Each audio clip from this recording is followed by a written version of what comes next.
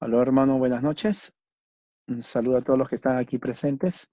Si me pueden, por favor, confirmar si me escuchan bien.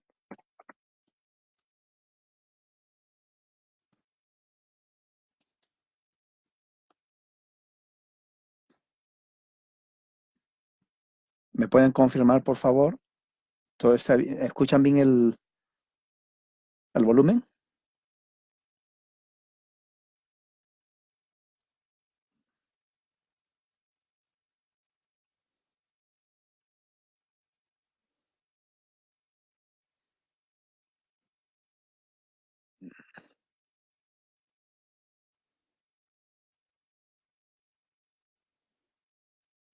Sí, muy bien, ok.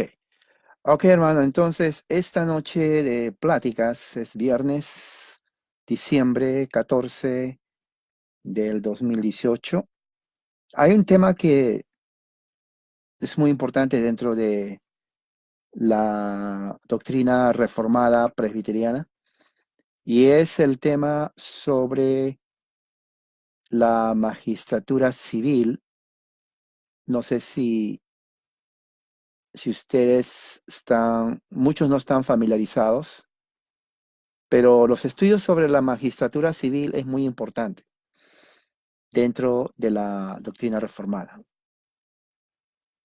Evangélicos no conocen, pentecostales no es parte de su teología, pero dentro de la reforma sí, ¿no? Esto lo enseñaron Lutero, Calvino, los puritanos, presbiterianos, y es parte de las confesiones reformadas en su mayoría. Así que hoy en la noche vamos a hablar acerca de este tema. Es un tema amplio, no voy a decir que voy a cubrir todo, es un tema muy amplio, pero voy a tocar algunos puntos porque es muy importante en base a lo que hablé la semana pasada en relación a la entrevista que hizo John MacArthur referente a la ley y al Estado, al gobierno. Entonces, si no se entiende como nosotros reformados, lo que es, uh, entonces vamos a estar confundidos.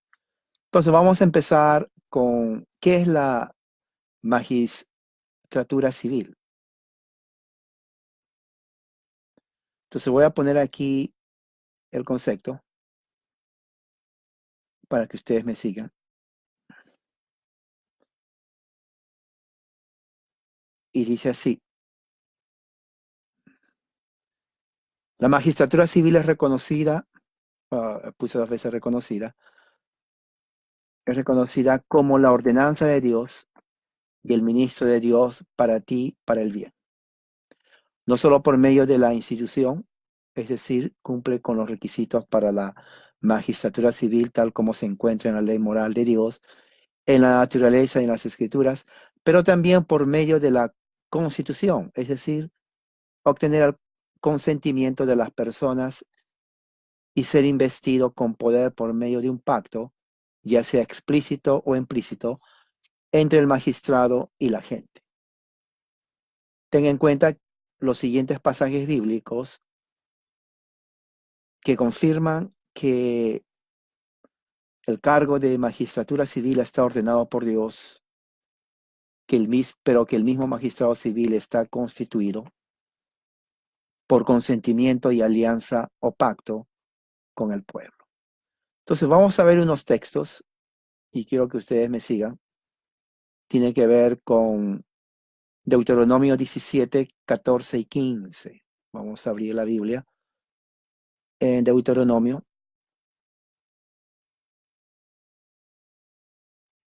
17,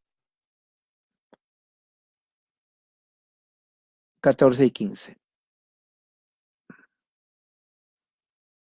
Entonces voy a usar aquí la versión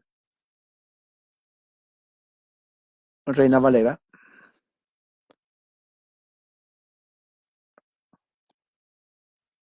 Dice así, cuando hayas entrado en la tierra que Jehová tu Dios te da y tomes posesión de ella y la habites, y digas, pondré un rey sobre mí, como todas las naciones que están en mis alrededores, ciertamente pondrás por rey sobre ti al que Jehová tu Dios escogiere. Aquí está el principio de la magistratura civil.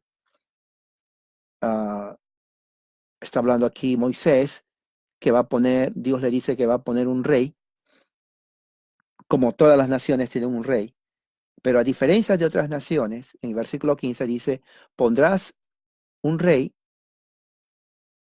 al que Jehová tu Dios escogiera. O sea, que no va a ser un rey, diríamos, a lo que ellos creen, sino de acuerdo a la voluntad de Dios. Porque dice ahí, de entre tus hermanos pondrás rey sobre ti, no podrás poner sobre ti a hombre extranjero que no sea tu hermano. Es bien importante porque en el aspecto, recuerda que Israel es la tipología de la iglesia, pero al mismo tiempo tiene que ver con el aspecto civil, lo cual quiere decir de que en la magistratura civil el que va a ser un líder de una nación va a ser alguien que Dios escoge. Ok, en este caso diríamos era la teocracia, Dios directamente. Hoy en día Dios no habla directamente con voz audible, y eso lo vamos a ver en este momento más adelante en el mismo, pero en lo que se llama la constitución, el aspecto constitutivo de una sociedad en donde la voluntad de Dios se hace a través de a través de las elecciones del pueblo, pero tiene que haber de acuerdo a la voluntad de Dios.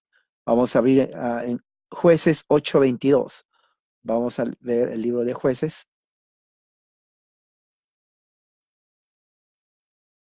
capítulo 8,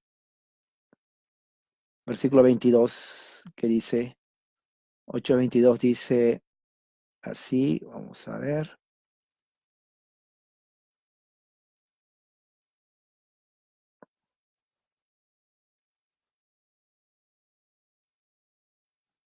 dice así. Y los israelitas dijeron a Gedeón, sé nuestro Señor tú y tu hijo y tu nieto, pues que nos has librado de mano de Madián.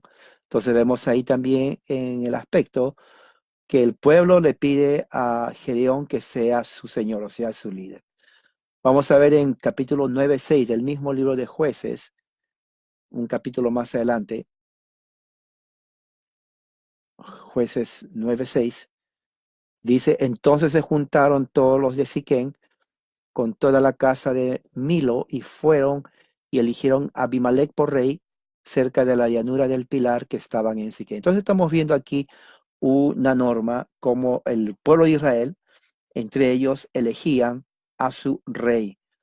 En el mismo libro de Jueces, capítulo 11, versículo 1, mira lo que dice.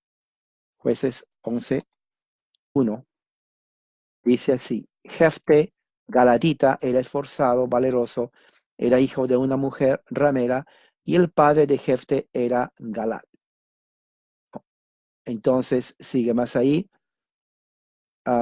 cuando dice versículo 2, pero la mujer de Galad le dio hijos, los cuales cuando crecieron echaron fuera a Jefte diciéndole, no heredarás en la casa de nuestro padre porque eres hijo de otra mujer, ¿no? Entonces vemos, ah, pero en el versículo 5 mira lo que dicen, y cuando los hijos de Amón hicieron guerra contra Israel, los ancianos de Galad fueron a traer a Jefte de la tierra de Tob y le dijeron, ven y serás nuestro jefe para que peleemos contra los hijos de Amón. Versículo 7, Jefte le dice a los ancianos de Galat, ¿no me aborreciste vosotros y me echaste de la tierra de mi padre?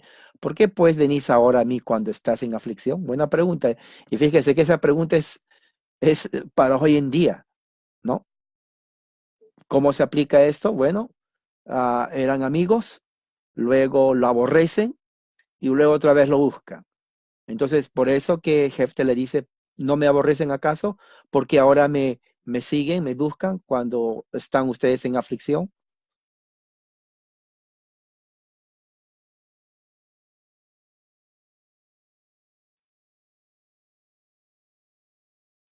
Y versículo 9, mira lo que dice Jefte. Entonces dijo a los ancianos, si me hacéis volver para que yo pelee contra los hijos de Amón y Jehová los entregare delante de mí, ¿seré yo vuestro caudillo? Y los ancianos de Galad, versículo 10 dice, Jehová sea testigo entre nosotros si no hiciéramos como tú dices.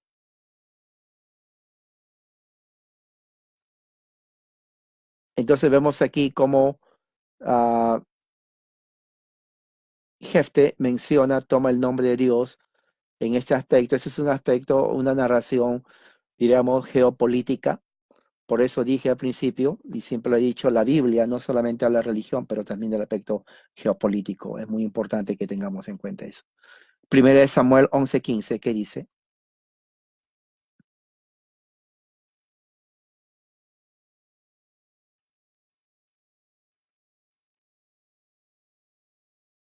Primera de Samuel 11:15.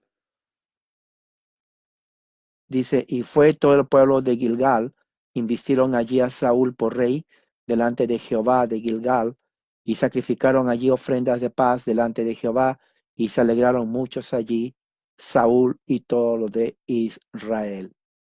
Entonces Saúl es ahí donde se convierte, ¿no? En el primer rey de Israel, y luego en 2 de Samuel 16:18, mira lo que dice, 2 de Samuel 16:18. Dice así, y Usai respondió a Absalón, no, sino que de aquel que eligiere Jehová y este pueblo y todos los varones de Israel, de aquel seré yo y con él me quedaré. No. Y versículo 19, y a quién había yo de servir, no es a su hijo, como he servido delante de tu padre, así seré delante de ti. Eso es lo que le dice Usai a Absalón. O sea, su fidelidad es en aquel a quien Jehová elige. Primera de Crónicas 12:38. Mira lo que dice Primera de Crónicas 12:38.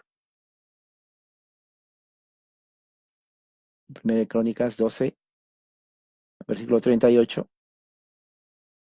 Dice, todos estos hombres de guerra, dispuestos para guerrear, vinieron con corazón perfecto a Hebron para poner a David por rey sobre todo Israel.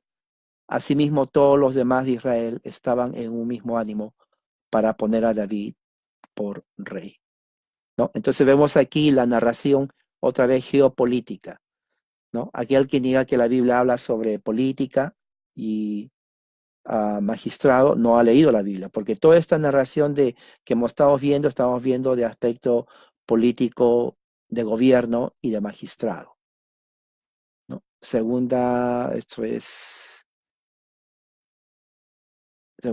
Vamos a Segunda de Reyes 14:21.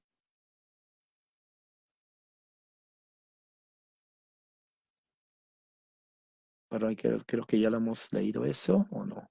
No, Segunda de Reyes 14:21.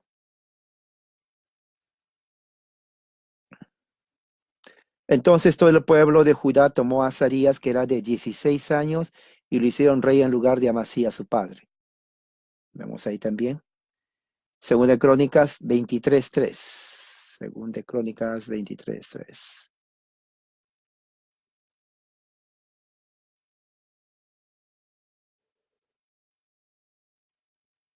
Dice, multitud hizo pacto con el rey para la casa de Dios, y Joiada les dijo, he aquí el hijo del rey, el cual reinará como Jehová ha dicho respecto a los hijos de David. ¿Qué se puede desprender de todo esto en base también a lo que vamos a leer en un momento en Romanos capítulo 13? Abran la Biblia en Romanos capítulo 13, está en el Nuevo Testamento.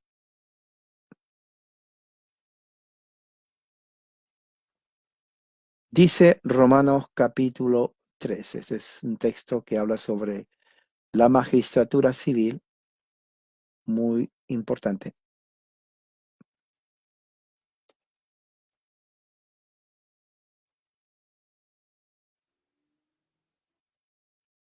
Dice, sométase toda persona a las autoridades superiores, porque no hay autoridad sino de parte de Dios, y las que hay por Dios han sido establecidas, de modo que quien se opone a la autoridad, a lo establecido por Dios resiste, y los que resisten acarrean condenación para sí mismos. Porque los magistrados no están para infundir temor al que hace el bien, sino al malo. Quieres pues no temer a la autoridad, haz lo bueno y tendrás alabanza de ella, porque es servidor de Dios para tu bien. Pero si haces lo malo, teme, porque no en vano lleva la espada, pues es servidor de Dios vengador para castigar al que hace lo malo. La sujeción por motivos de conciencia a un rey, ¿no?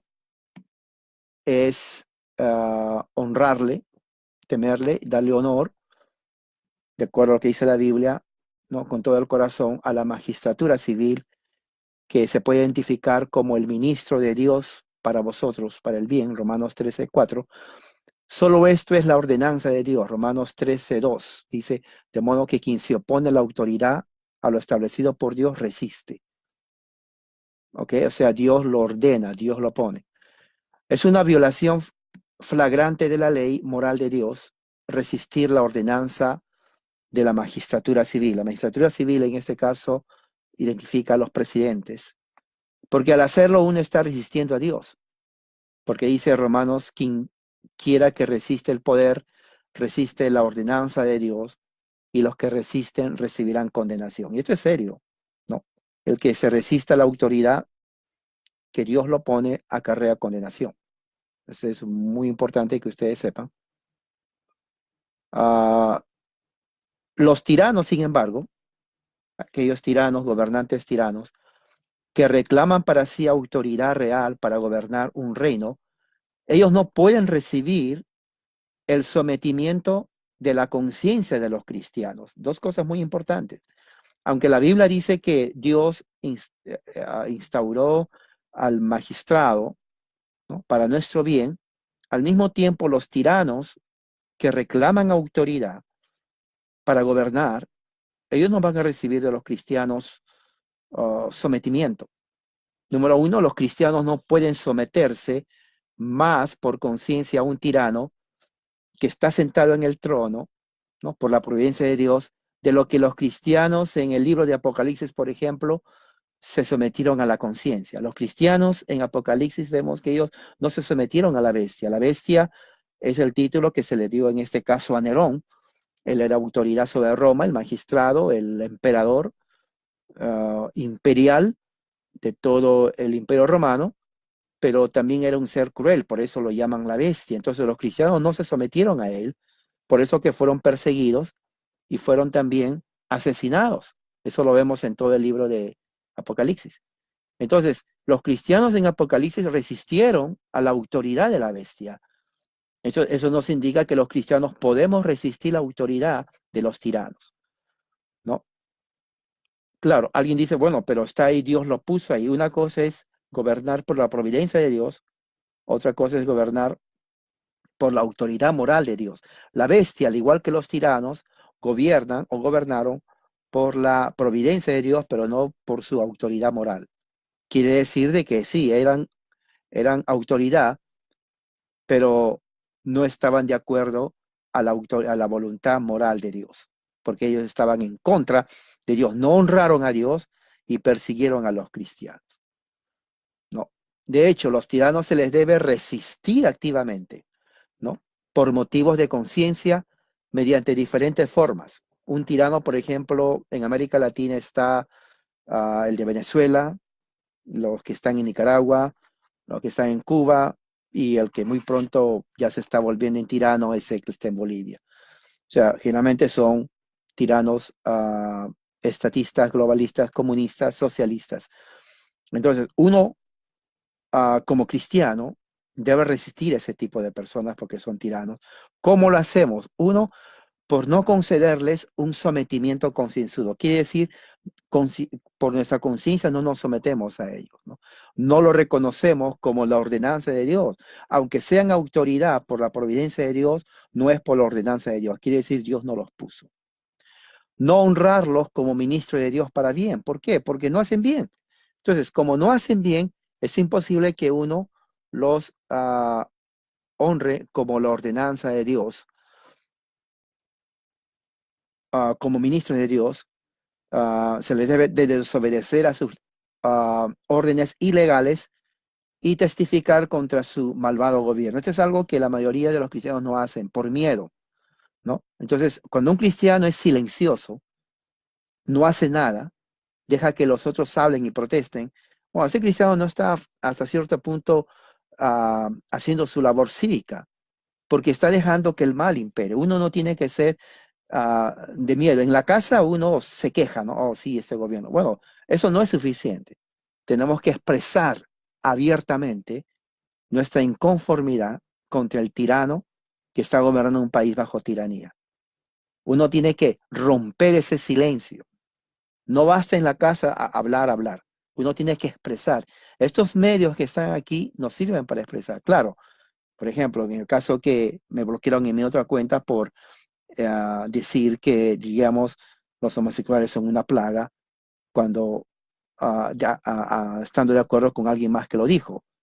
Entonces, hay cierta censura. Se dan cuenta cómo la bestia, en ese aspecto simbólicamente, está censurando. Pero eso no quiere decir que uno se va a tener que estar callado. Hay muchas formas de hacerlo, por escrito, hablando, compartiendo con otros. La idea es que tenemos que estar activos, ¿no? Otra forma de resistir es orar por la desaparición del trono del tirano que se establece con la maldad. O sea, los tiranos usan la maldad, la impiedad para establecer su autoridad. Bueno, una forma es las oraciones en donde se dice Dios destruye al tirano, ¿no? Yo no voy a decir Dios bendice al tirano. No puedo decir eso. La Biblia dice que Dios está airado contra el impío todos los días de su vida. Entonces, una oración, Señor, saca a este tirano, gobernante impío, ¿no? Desaparécelo, porque está trayendo aflicción al pueblo. O sea, es una oración válida. Es una oración válida, ¿no? En algunos casos se tiene que huir de su ira cuando sea necesario. Por ejemplo, cuando los que están saliendo de Venezuela. Hablando de cristianos, ¿no? Si ya no se puede vivir y es totalmente imposible vivir, bueno, la última opción tal vez es huir. Como último recurso sería tal vez rebelarse contra el dominio tiránico cuando la fuerza es necesaria para la autodefensa. La Biblia dice, en lo posible, vivan en paz unos con otros. Pero dice, fíjese, en lo posible, lo cual quiere decir de que va a haber un momento en que ya no va a ser posible vivir en paz. Ya no va a ser posible vivir en paz. Por eso dice, en lo posible implica cuando es posible. ¿Y qué pasa cuando no es posible? Pues no se va a poder vivir en paz. Vamos a tener tal vez que rebelarnos con la fuerza contra ese gobierno tiránico. Y no es antibíblico, ¿no?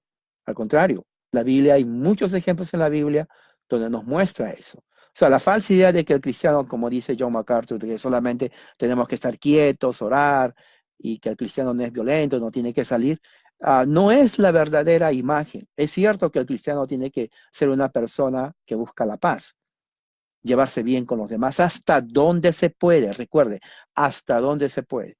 Porque cuando ya no se puede, entonces es imposible, ¿no? Ahora, esto no significa que uno es traidor, sedicioso, anarquista, revolucionario, ¿no?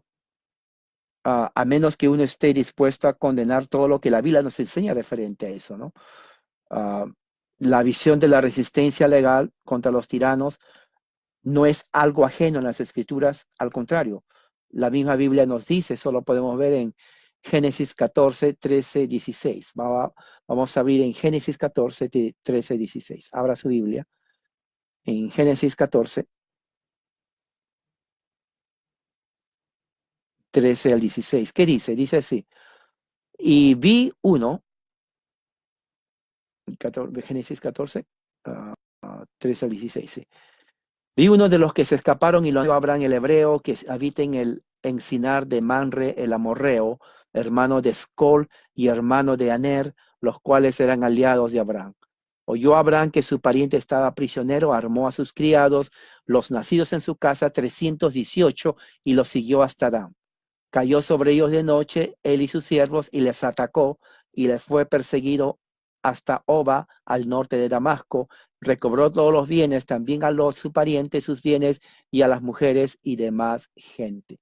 ¿No? Vemos aquí que Abraham resistió al pacto malvado de los reyes que habían conquistado Sodoma y Gomorra y no reconoció que fueran ministros de Dios. Simplemente porque habían ganado un poder militar para gobernar no significa de que tenían la orden moral de Dios.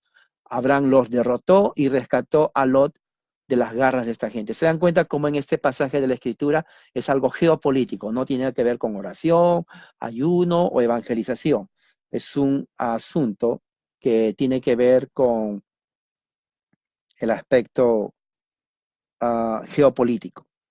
Otro ejemplo está en Éxodo 7:14.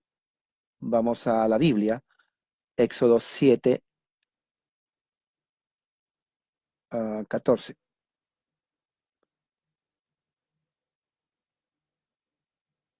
Que dice la Biblia, Éxodo 7:14. Entonces Jehová dijo a Moisés, el corazón de Faraón está enfurecido y no quiere dejar ir al pueblo. Moisés entonces no reconoció a Faraón como la ordenanza de Dios, pero resistió su tiranía y liberó a Israel de la servidumbre en Egipto. Y dice, versículo 15, ve por la mañana Faraón, he aquí que él sale al río, y tú ponte a la ribera delante de él, y toma en tu mano la vara que se volvió culebra, y dile, Jehová, el Dios de los hebreos, me ha enviado a ti, diciendo, deja ir a mi pueblo para que me sirva en el desierto, y he aquí que hasta ahora no lo has querido oír. Entonces ahí vemos cómo vienen los milagros, la plaga de la sangre, ¿no? Y al final vemos cómo Moisés libera al pueblo de Israel de las garras del faraón. Ahora, faraón era el faraón, era como un emperador, un rey, pero no lo reconoció como ordenanza porque estaba violando la ley de Dios. ¿Se dan cuenta? Muy bien. ¿Qué más? Eso también lo vemos en jueces, tales como Otoniel, Ehud, Shamgar, Débora, Barak, Gedeón, Jefte, Sansón. Ellos se resistieron a los tiranos que gobernaban en Israel en lugar de otorgarles sometimiento por motivos de conciencia. O sea, todo esto está en Jueces. Lo voy a poner aquí para que ustedes lo vayan también viendo en su casa o más adelante, ¿no?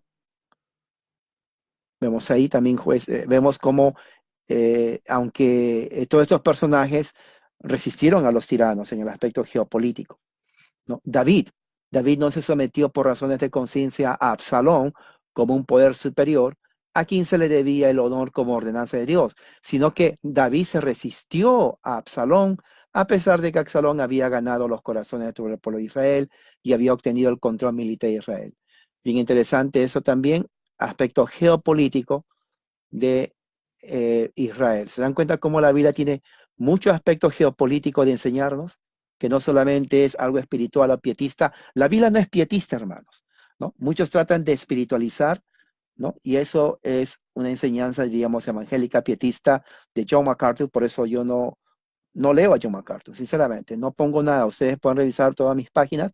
No pongo absolutamente nada de él, porque realmente da a entender un cristianismo pietista que la Biblia nos enseña. Miren, todos estos son ejemplos en el Antiguo Testamento, son ejemplos que nos da a entender que es válido no someterse a los tiranos en un gobierno que es totalmente opuesto al de Dios.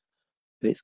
Elías, ¿no? Elías no honró a Acab como ministro de Dios para siempre, pero se resistió a él huyendo de él y de su malvada reina. Eso está en 1 Reyes 17:3, tomando la espada de las manos de Acab para que él y el pueblo mataran a los profetas de Baal. Ahora, esto es bien interesante.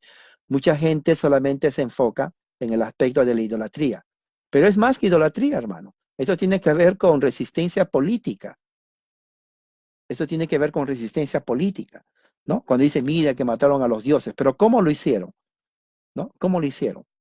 ¿No? Elías no reconoció la autoridad del rey.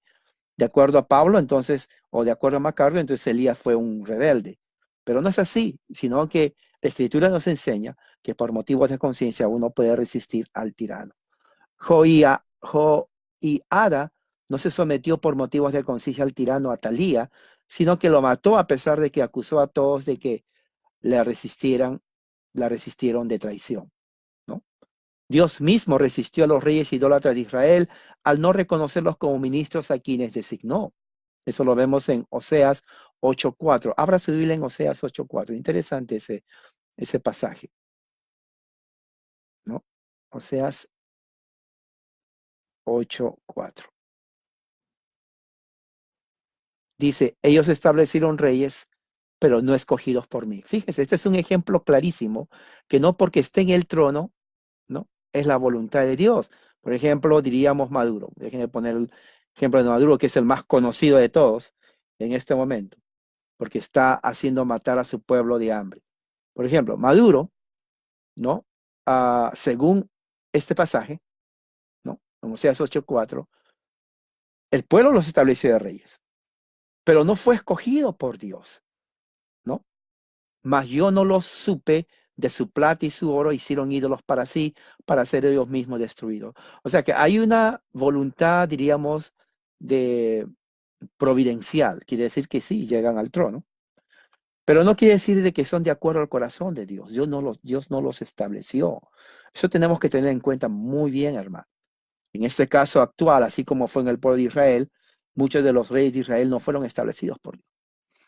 Entonces, hoy en día, por ejemplo, el más conocido, diríamos, Maduro, es presidente, pero no es escogido por Dios para establecer, porque él niega a Dios, blasfema el nombre de Dios y mata a su pueblo de hambre, ¿no?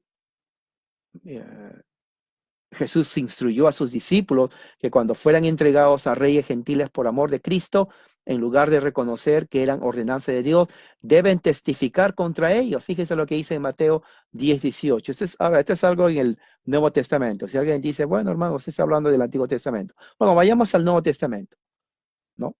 Uh, Mateo 10:18, ¿qué dice?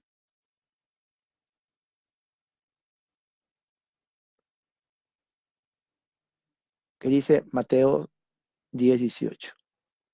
Dice, y aún ante gobernadores y reyes seréis llevados por causa mía para testimonio y a ellos y a los gentiles. Dice 19 más, cuando os entreguen no os preocupéis por cómo que hablaréis, porque en aquella hora será dado. La pregunta es, ¿por qué fueron llevados los gobernadores y reyes? Porque ellos no los reconocieron como ordenanza de Dios. Claro, si lo hubieran reconocido, entonces ¿para qué se lo van a llevar? Fueron llevados porque la fe cristiana, su convicción de no someterse a un tirano, los hizo llevar entre ellos para que sean castigados, ¿no?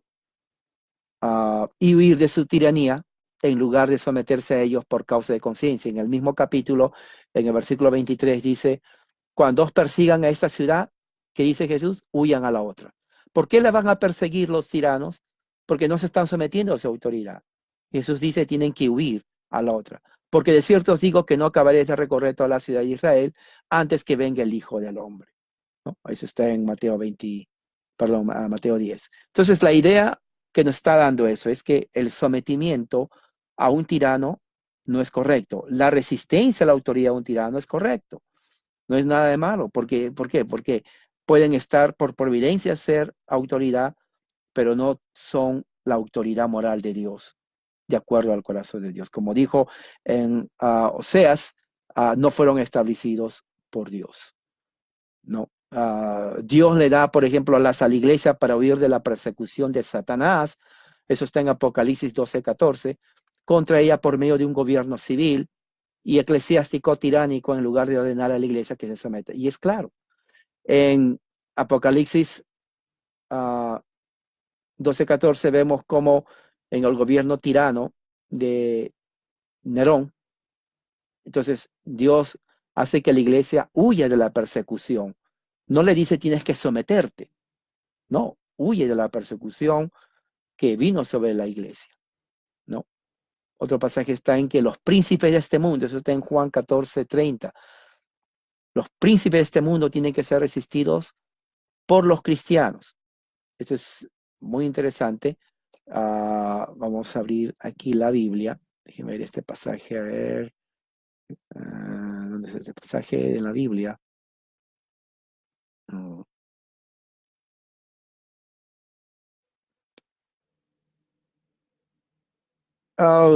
Santiago 4:7. Dice Santiago 4:7, perdón. 6 al 7, pero él da mayor gracia, por eso dice, Dios resiste a los soberbios. Fíjese, Dios resiste a los soberbios y da gracia a los humildes. ¿Qué quiere decir esto? Eso está Santiago hablando a la iglesia. Y Santiago toma la autoridad de Dios. Dice, resistir a los soberbios. Un tirano es un soberbio. No se puede someterse a un soberbio. Sí, resistir a los soberbios. Versículo 7 dice, someteos pues ¿a quién? A Dios. Resistan al diablo y huirá de vosotros. O sea, la relación entre un tirano y el diablo es cercana, directa. ¿Por qué? Porque el tirano desobedece a la voluntad de Dios. Él no está uh, reinando, gobernando de acuerdo a la voluntad de Dios. Al contrario, persigue a los cristianos. Y de esa forma entonces los cristianos no pueden estar en una situación de sometimiento a un tirano, a alguien que representa lo opuesto al ordenado por Dios. Aunque esté en el gobierno, no implica que tenga o que sea de acuerdo a lo que Dios ha establecido. Recuerden, lo que hemos leído, ¿no? Está en el libro de Oseas, ¿no? Eh, Está esto. Oseas 8:4. Dios mismo resistió a los reyes idólatras de Israel al no reconocerles como ministro de Dios. Como dije, este tema es muy amplio, pero aquí les dejé unas ideas que generalmente me preguntan. Entonces espero que esto a ustedes les haya ayudado, les haya dado una idea en cuanto a lo que es la magistratura civil y si los cristianos están obligados a someterse a un gobierno tirano o no. Entonces aquí les dejo, cualquier otra pregunta lo pueden hacer y vamos entonces a terminar con una oración. ¿Ok? Padre Celestial, gracias por tu amor y misericordia. Bendice a mis hermanos presentes en el nombre de Jesús. Amén. Hermanos, entonces, pues que la gracia y la paz sea con todos ustedes. Amén.